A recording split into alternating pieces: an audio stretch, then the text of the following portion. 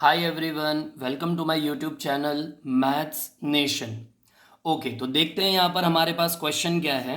If x is equal to 2/3 and x is equal to -3 are roots of the quadratic equation ax² + 7x + b is equal to 0, then find the values of a and b।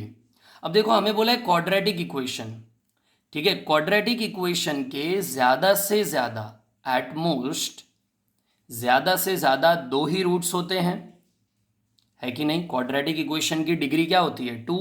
तो at most यानी ज़्यादा से ज़्यादा दो ही zeros हो सकते हैं इसके पास, और वो दोनों ज़ीरोज़ यानी कि वो दोनों रूट्स यहाँ पर आपको गिवन है।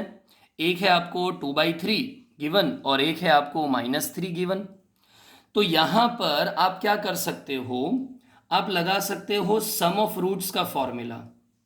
सम ऑफ रूट्स क्या होता है? सम ऑफ रूट्स का फॉर्मूला वो होता है -b/a। याद करो, ये हो जाएगा ax² + bx + c। तो यहाँ से आपका जो, ठीक है, ये भी मैं लिख देता हूँ यहाँ पर, ax² + 7x + b। तो a तो आपके लिए क्या है? a है। 7 आपके लिए क्या है? b है। और ये b आपके लिए क्या है? c है ना। क्यों? क्योंकि आपका स्टैंडर्ड फॉर्म क्या होता है? ax² + bx + c, है कि नहीं। तो यहां पर मैंने सम ऑफ रूट्स लगा दिया। क्या फॉर्मूला होता है सम ऑफ रूट्स का? -b/a, स्टैंडर्ड फॉर्म के हिसाब से। अच्छा, लेकिन मेरे को दोनों रूट्स, क्योंकि ज़्यादा से ज़्यादा इसके दो ही रूट्स होते हैं और वो दोनों रूट्स मेरे को गिवन है, तो सम ऑफ रूट्स तो मैं ऐसे भी निकाल सकता हूँ ना, 2/3 फिर प्लस फिर -3, ये दोनों रूट्स का सम। अच्छा, फिर यहाँ से यानी जो मेरी इक्वेशन है वहाँ से -b, b मेरे लिए क्या है? 7, और a मेरे लिए क्या है? a। अच्छा, यहाँ पर हम एलसीएम ले लेते हैं। क्लियर है? तो यहाँ पर देखो, -3 के नीचे कुछ नहीं है तो हम 1 ले लेते हैं। तो 2 × 1 क्या हो जाएगा? 2। 3 × -3 क्या हो जाएगा? -9, बीच में प्लस था।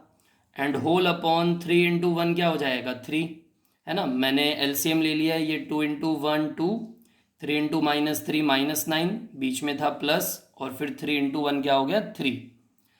अच्छा, फिर इधर क्या है? -7/a। अच्छा, प्लस माइनस माइनस होता है, और 2 - 9 कितना होता है? -7 होता है। डिवाइडेड बाई क्या है? 3। इधर भी क्या है? -7 डिवाइडेड बाई a। तो सिंपल सी बात है, ये -7 इधर डिवीजन में आकर इस -7 से कैंसिल हो जाएगा। अब क्रॉस मल्टीप्लाई कर दो, a यहाँ चला जाएगा और 3 यहाँ पर आ जाएगा। तो आपका a का जो आंसर है वो कितना आ जाएगा? 3। इसी तरीके से हम b भी निकाल लेते हैं, चलो।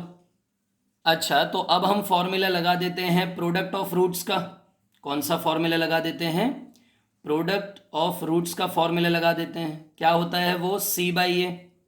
तो देखो, जो दोनों मेरे को रूट्स गिवन थे, ठीक है, एक रूट क्या था मेरा? 2/3, और एक रूट मेरा क्या था? -3।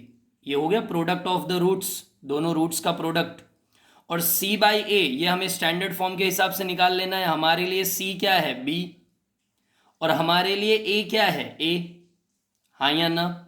अच्छा देखो, ये 3 और 3 कैंसल आउट हो गया, तो ये हो गया -2, और ये a यहां पर मल्टीप्लाई हो जाएगा और इज इक्वल टू क्या हो जाएगा? b। बट हमें तो पता है ना कि a कितना है? 3। तो ये हो गया -2 × 3 is equal to b। So हमारा फाइनल आंसर क्या आ जाएगा? b is equal to -6। देखो, -2 × 3। तो देखो सिंपल, कितने अच्छे तरीके से हमने इसे भी सॉल्व कर लिया, ठीक है। तो बस, कुछ ना समझ में आया हो तो कमेंट्स में पूछ लेना, और अगर कोई सजेशंस हो तो वो भी कमेंट्स में दे देना। और फिर कोई बात नहीं, मिलते हैं नेक्स्ट वीडियो में।